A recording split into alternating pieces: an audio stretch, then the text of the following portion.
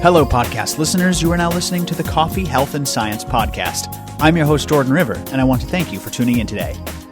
Before we get started, please share the Coffee, Health, and Science podcast. Always share the show. Spread it around. It really helps us out. Make sure you're subscribed. Give us a good rating and review. It boosts the show, helps us grow. Thank you for that. I do appreciate each and every one of you subscribers. Today we have show favorite back on the line for a double dose of coffee, Dr. Coffee. What's up, my friend? Oh, life is just beautiful, my friend. I Yes. can't wait to talk to you today. It's so excited. Yeah, I'm almost jarred by the different intro, Dr. Steve, but I like it. I was ready for another day above ground, but you know what? I like the variety. Today's topic, speaking of variety, speaking of diversity, this is a subject that comes up all the time. It's a subject that I've been wanting to cover since the start of the show, and we've had a couple deep dives into it, but never so much coffee-oriented. We're talking about the microbiome. We're talking about the gut microbiome specifically. Really excited for this topic, Dr. Steve. A hot one, I would say, one that's increasingly popular, I would say. I would say we're going to have a good learning session here. And I'm impressed that you like the fact that I didn't say another day above ground. So thank you. Yeah, but man. I've been changing things up. Oh, yeah? Yeah, so I have a new morning ritual. Oh, boy. Hit me. Yeah, I brew up a wonderful pot of black purity coffee. Uh-huh. And I stare at it and I sing, "Hello, darkness, my old friend." I love it. Isn't it great? I mean, Yes. Isn't that a great way to start the day? Oh my gosh, I love it. Coffee, Health, and Science podcast listeners are going to be starting their day now with Simon and Garfunkel, right? That's right, There you Simon go. and Garfunkel. That's right. I love it, man. Listen, you're taking that coffee black. We're glad you're taking that coffee black. I don't want to get too far ahead of ourselves here, but the microbiome is something, the gut microbiome is something that we've paid no attention to. And a lot of people, when they wake up and they start their morning routine, they're putting stuff in their body that just destroys that microbiome. And that's a big, big problem because this is a very important subject, is it not? It is more important than most people will ever realize. There are things coming out right now about the microbiome that are mind-boggling. And speaking of mind-boggling, there's a big connection between the microbiome and the brain. In fact, they're calling the microbiome the second brain. Mm-hmm. It absolutely makes sense too. I mean, you take a look at all the things that it can affect from, we can imagine digestion, inflammation, maybe, headaches, things like that, but all the way to mood, like your actual overall happiness, your immune function. This is far-reaching stuff. It really is. Most people don't realize it, but the gut is your epicenter of your body. It handles many critical functions, and it's really imperative to keep it balanced. Right.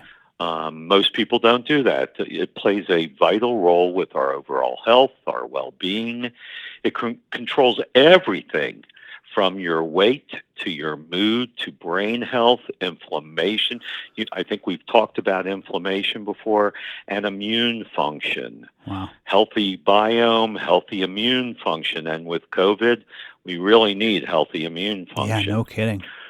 What most people don't understand is serotonin, which is the happy, feel-good hormone. 90% of it is produced in the gut.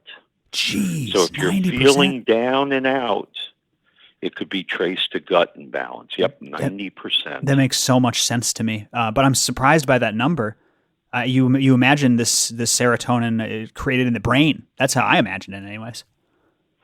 Right. Most people think of it, but that's why I said they call the microbiome the second brain, because it really produces most of the serotonin in the body. The microbiome has trillions of bacteria, fungi, and microbes. Wow. And they're hard at work helping you digest your meals, making essential nutrients, protecting you from disease, and even shaping which parts of your DNA will manifest and which ones will remain dormant. Oh my gosh. So maybe underlying not pre-existing conditions, but rather things that you're susceptible to being switched on because you didn't treat your microbiome the way you should have. Exactly. So let's pretend that your microbiome has something to do with whether you become diabetic. Whoa. And if it switches on that DNA so that you no longer can handle insulin properly, that's exactly what these studies are showing. Wow. Dr. Steve, you're so deep into this diabetes epidemic in the West. Doesn't that play exactly into kind of the epidemic that we have? You know what I mean? Like, that would make sense that we have such a high rate of diabetes, of obesity, if we were in fact destroying our microbiome in our guts. Because if you look at our lifestyle choices and our diets here compared to basically any other like major culture around the world, the soda, the alcohol, the lack of sleep, the lack of exercise, we just destroy our microbiomes. Maybe that's the long and short of it right there. Well, it's not the long and short of it, but it's at least a large piece of it. Sure. So the way we digest and the way our metabolism works is all controlled by the microbiome. Right. And so having a healthy microbiome, especially if you change lifestyle to get there, means that you're going to have longer vitality, longer health, longer life. Right. So we should all be working towards that, regardless, like you said, of the pieces of the puzzle. We should all be working towards a healthy gut. Why don't we kind of go down that road for a minute? Talk about what we can do to improve the gut. Talk about things we should avoid to not damage the gut. Right. So first of all, there's not a one-size-fits-all for the gut. Interesting. The gut is like a fingerprint for each of us. We each have our own microbiome layout. In fact, we get it while we're still in the womb. Wow. And that's where we build our own microbiome, which, as I said, it's like our own personal fingerprint. So your microbiome and mine are not exactly the same. The way you can improve the microbiome is proper nutrition, the use of probiotic foods, the use of prebiotic foods, and we'll get to those terms, the use of fermented foods, avoiding antibiotics, and making your diet what's called nutrient dense. Right. So the majority of your plate is living food, lots of vegetables, lots of fruits, that sort of thing. Exactly. And part of the fruits and vegetables are something we don't really think about, which is the fiber in them. Right. Yeah, I understand. And that's fiber is what very important. That's what nutrient dense means. It means that it's got a lot of nutrients and it's got a lot of fiber in a small area. Do you feel that fiber was kind of, I don't want to go off on a whole thing here, man. Do you feel that fiber was kind of co-opted by the grain and processed food side, and that it's so important to get these fibers from vegetables and fruits? Absolutely. Absolutely. Everybody's getting to the plate where we can eat white rice and then take fiber supplements. Right. I believe in a healthy diet as being the first go-to. Yes. Yeah. I'm not sure that that's going to be able to cover all the bases as that holistic, full spectrum, like you said, healthy diet. But sorry, let's turn it back to the gut here. Where do you want to go with this? Do you want to talk about immune function, nervous system? Sure, we can talk about that. Let's set the table for that by talking about signs of an unhealthy gut. Sure. So your microbiota in the gut plays an important role in your ability to digest the foods you eat. Mm-hmm. Have you ever heard the expression, you are what you eat? Of course, yeah. And I live by it. It's not true? It's not true. Oh, I'm not made of coffee then. Nope, you're not. It's not true you are what you eat. It's true you are what you digest. Ah, yes. So gut dysfunction occurs when there's an imbalance in the number and diversity of bacteria in your gut.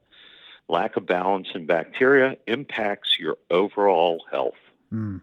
Interesting. So you don't want an overabundance or an underabundance of these. Talking about natural farming and all the exploration we do on that subject on this podcast, it's very, very similar with the microbes in the soil and the rhizosphere. You need a diversity of microbes. You need a diversity of fungi in order for the soil to be balanced and to produce healthy, nutritious plants. And you don't want them to overpower each other. There's a lot of kind of correlation there. Yeah, there really is. As I like when I get on the podcast and I'm your resident Dr. Coffee, I'm also your resident Jewish guy. And I like to go back to the fact that in the laws of farming in the Bible, we had to rotate the crops often. For that reason. And every 50 years was a Jubilee year in which we weren't allowed to plant. And every 7 years, there were rules, and people are not following them anymore. It's an old book, Steve. What did they know? We've literally shot ourselves in the foot by not listening to that advice. They're waiting till it comes out in documentary form. No, in a PDF ebook. So there's, But really, there are rules in the Bible about how we are supposed to be farming so that the soil that the plants are growing in are not nutrient deficient for the plants, and that's why we rotate crops, etc. That's why we're supposed to let things lie when they fall off and disintegrate back into the ground, etc., etc. So the fact that we're getting foods that have no nutrients in them is a problem. The fact that we're then taking the foods that are missing nutrients and then further refining them is a problem. And as I always say, picture foods on a conveyor belt with God at one end and Coca-Cola and Pepsi-Cola at the other end. And you want to take the foods from the end closest to nature rather than closest to the fully processed. 100% words to live by, my friend. Then the next thing we need to understand is that there are qualities in food like fermentation that really help build the gut bacteria. When I grew up, we ate sauerkraut. Oh, yeah. We ate kimchi. Oh, yeah. These are some of my favorite foods. Yeah, yogurt, absolutely. There's kombucha. Right. But a lot of people are still not eating fermented foods. And that, causes a problem in the gut because it doesn't really give the environment. Just like with your growing food plants, you're into indoor gardening, right? I don't talk about it much on the podcast, but I'm very proud of my thriving herb garden that I keep in my basement. And it's not just herbs. I have jalapeno plants. I've got a tomato in there. And I do an all-natural super soil. We talk about what kind of farmer would I be if I went and used some synthetic nutrients after talking to Mary Beth Sanchez, the natural farmer, for so many hours. And I got to tell you, Steve, I'm never going back. It's so much easier. You have to tend to that microbial diversity, and it's just the way to go. It produces, like you said, natural, healthier, tastier plants. Exactly. If you eat the right foods in as little as 24 hours, you can change the composition of the gut flora. Jeez, that's wild. Yeah, well, that's a good sign then. It seems like this is something that we can really take control of with our lifestyle choices. Is that a fair statement? That's a very fair statement. And one of the ways to start doing it is paying attention to what's called your prebiotics. So prebiotics are fiber that pass through the body undigested, and they promote the growth and activity of friendly gut bacteria. So most fruits, vegetables, whole grains have this prebiotic fiber. And let me tell you a few others for your viewers if they're taking notes. Lentils, chickpeas, beans, oats, bananas, artichokes, asparagus, garlic, onions, and nuts are all very high in prebiotics. Prebiotics. So it's really important to put in the proper organisms, really, the probiotics, but then also enough food for those, the proper food for those organisms to live off of. Is that right? That's right. So in your gardening that you do in the house, you put in the soil, but the soil also has things that give space. In the real world, it's earthworms that, create holes and make space. In my plants at home, I always used to put some rocks or perlite. Yeah, something in there to, yes, exactly. Yeah. So that is the similarity between prebiotics and the gut. Houses the probiotics, feeds the probiotics. I like that. That's really interesting. And you're right. I take probiotics, but I haven't been paying mind to prebiotics. Now, luckily, I love a lot of things on this list. If you put garlic, onion, and chickpeas on the list, I'm game. But I'm going to definitely start paying more attention to that. Sure. So then you also have to pay attention to the things that disrupt the prebiotics and disrupt the gut. Drinking too much alcohol. Right. Antibiotic usage, cigarette smoking. I'll tell you two that you probably haven't thought about, but that are really important. One is physical inactivity. Right. Yeah. So without proper circulation, regulation of oxygen through the body, then you don't have a healthy gut. That's wild. We were never meant to be sitting around. Never in human evolution did we just sit and our gut was just sitting, and we sat more and then we sat some more until we went to bed to wake up the next day and sit. Exactly. And then I'll have one other, which is sleep. Right. Nobody seems to pay enough attention to the fact that we have to have a third of our life in sleep. Right. Yeah, no, you have to clean up your sleep hygiene. Like you said, if you're going to spend so much time there, you have to optimize it. And I remember when we first spoke, one of the first times that we did a podcast years ago, you turned me on to the disruption of your sleep damaging your microbiome. And I was shocked when you said it, but it is 100% true. And I've felt and experienced that link between the gut and not getting enough sleep. Really, really mind-blowing to me, Dr. Steve. Yeah. So let's talk then, since you've experienced it yourself, some symptoms that some of your listeners should pay attention to if they have them, that maybe it's because they have an unhealthy gut. Sure.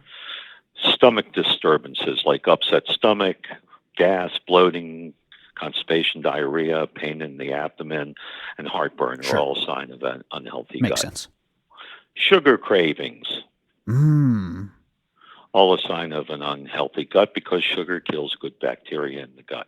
Well, I just want to, just for a second, interject here. I do the Lifebook podcast. We talk about personal development. We talk about optimizing your life. One of the things we talk about is decision making when it comes to, should I have this alcoholic beverage or not? Should I have this sugary treat or not? And something that comes up all the time is, if you're in a sleep deprived state, if you're in an unhealthy, unactive state, it is harder to make the right choices. Do you think, and that's just a fact from talking to hundreds, thousands of Lifebookers, do you think that the microbiome might be the link there in that phenomenon that I just described? The microbiome is part of it. The other part of it is that your brain has to recycle itself. It has to work through all the trauma it brought with it from the day before. Right. So if you drink too much alcohol and you're looking at your car and your car keys, you're thinking to yourself, oh, I can drive home. That's not a healthy choice, but it's the choice you make because the brain's not. That's so true. It's interesting though, because it's almost like the craving comes from the gut, and then your thinking brain isn't on point either, which is what you're describing. And then you make that bad decision. But on those low sleep days, I've totally find myself pigging out, and that's a really, really interesting point, Dr. Steve. Exactly. And when you pig out, you get an imbalance in your weight. And so if you have an unhealthy weight, too little or too much, then there's a good chance that it's related to an unhealthy gut. Lack of sleep, as we said, skin rashes and skin disease, autoimmune disease, Whoa. and you get sick often. So if you get sick often, then those are all signs of an unhealthy gut, and you have to fix your gut. That's wild. Okay, so let's talk about how to restore gut health. 1, eat whole, unprocessed food. So once again, on that conveyor belt, eat on the end down to nature. 2, consume less sugar, especially in your coffee. Right.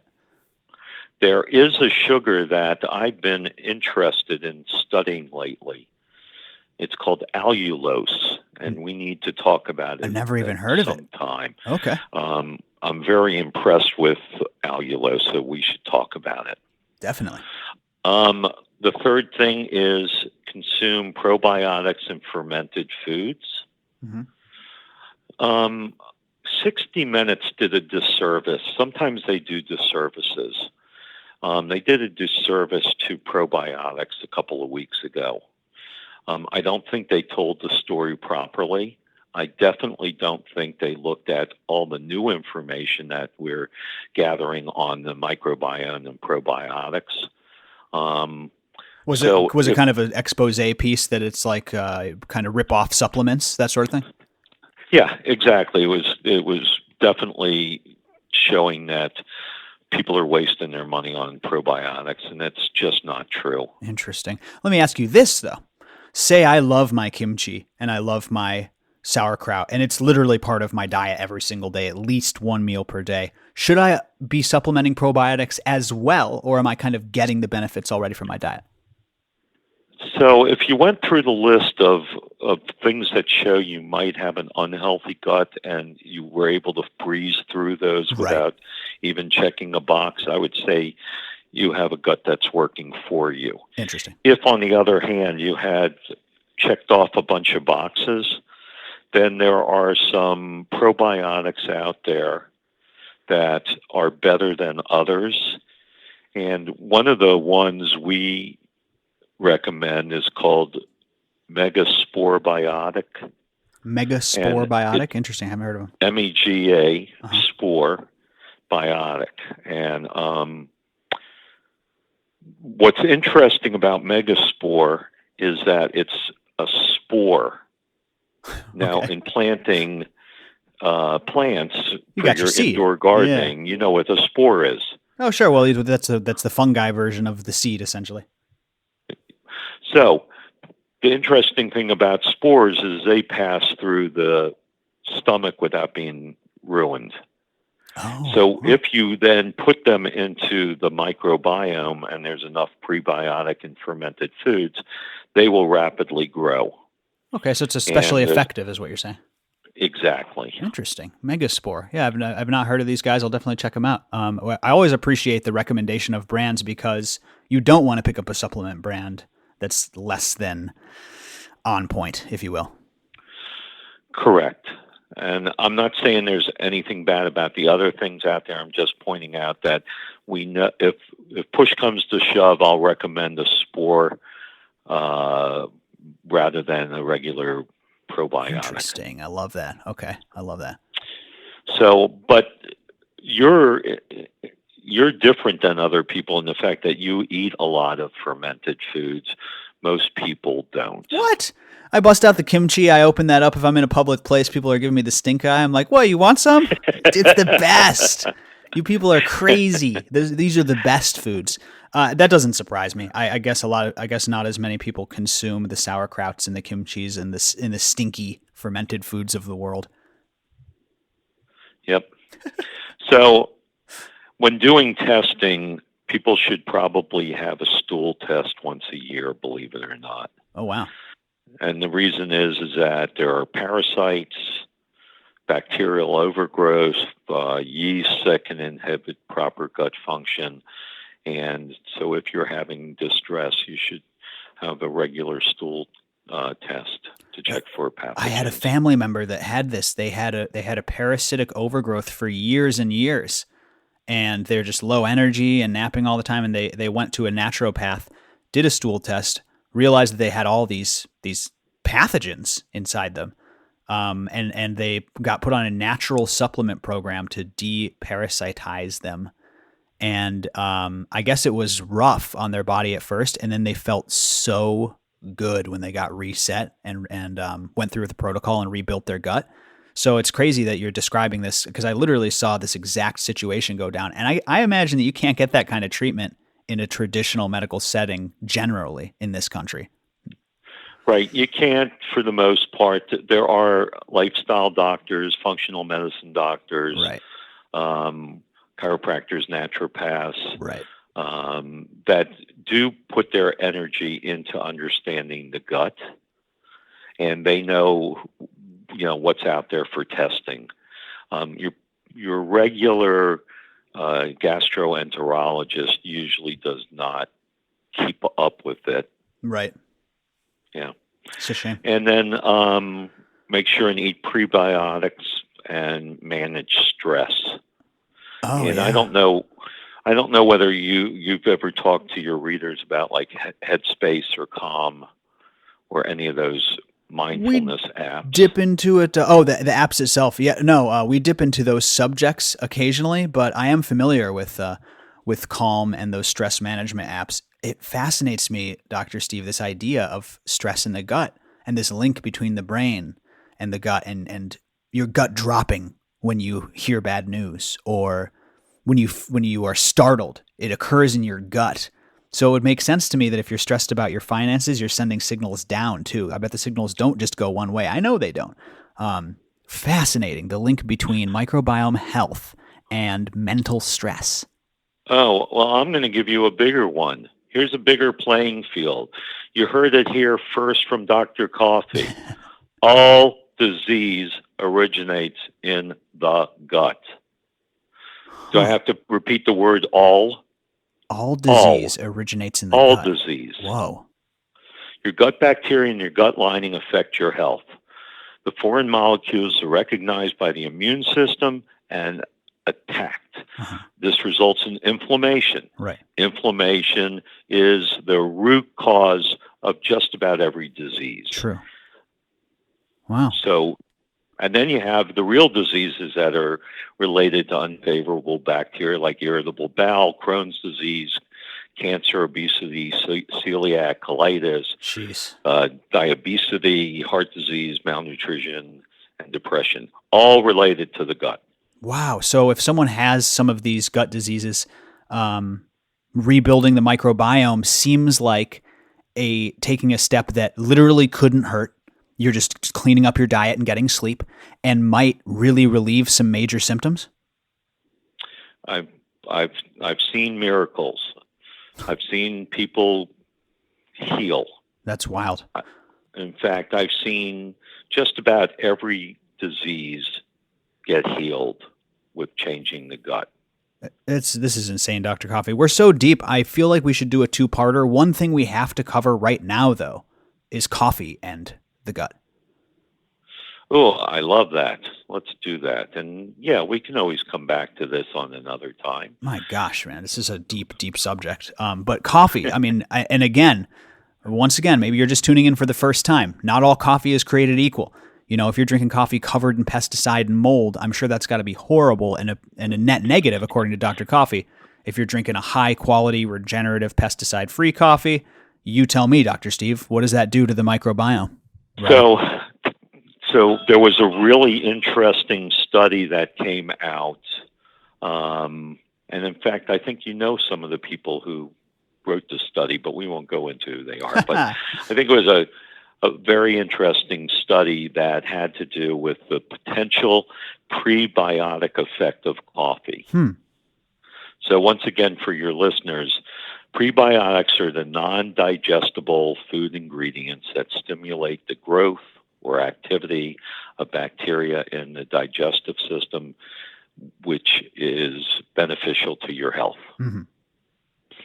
So what the study found is that coffee gives rise to the increase in healthy microbiota and helps metabolism and speeds up the non-digestible compounds from moving through the gut. Jeez. And obviously this doesn't come from a fibrous property. If you look at the prebiotics that you usually are repping, it's all about the fiber. What's going on with the coffee? So it has these chemicals in it that can increase the growth of different bacteria that are very healthy for the breakdown of foods and the increase of oxygen in the gut. So it's literally like putting nutrients on a plant or something. It's like you're feeding the probiotics. Exactly. Jeez, that's exactly. wild. I'm seeing here, I have the study in front of me now. They're bringing up chlorogenic acids, obviously. They're bringing up melanoidins, which come up occasionally. Polysaccharids. Fascinating. Really fascinating stuff. Yep. Who knew that coffee could be so beneficial to your health and that it's beneficial? Because we've talked, you and I have had lots of podcasts where I'll talk about liver or cancer. Who knew that what's really happening is that it's healing the gut?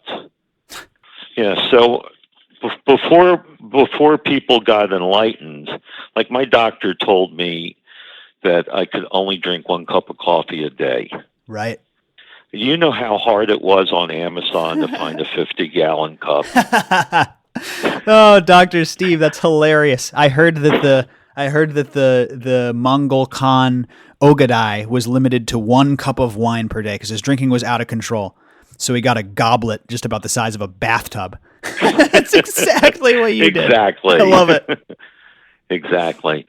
Later, if you want, we can come back when we do part 2 and we can talk about other things with coffee, the roasting process, and how it affects the microbiota and the prebiotics. So we can discuss all that. I'm just the way I'm going to look at the world and health in general has changed. Every time I do one of these microbiome episodes, the gut microbiome specifically, it opens my eyes more and more. And we actually have an upcoming guest who's going to talk about the overall skin microbiome and more. And then Dr. Coffee back on again for a part 2 about the gut microbiome and coffee. We should call it the Coffee Health and Microbiome Podcast, because we're taking a little turn here, man. I love it. Thank you, Dr. Coffee, for educating us today and bringing the studies and bringing the coffee talk. No problem. I enjoy it as always. Everybody out there, have a great cup of Purity coffee tomorrow black and sing Hello Darkness, My Old Friend. That's right. Everybody, thank you for listening. I'll talk to you later. We hope you have an extraordinary day out there. This is Dr. Coffee and Jordan River saying we'll see you next time on the Coffee, Health, and Science Podcast.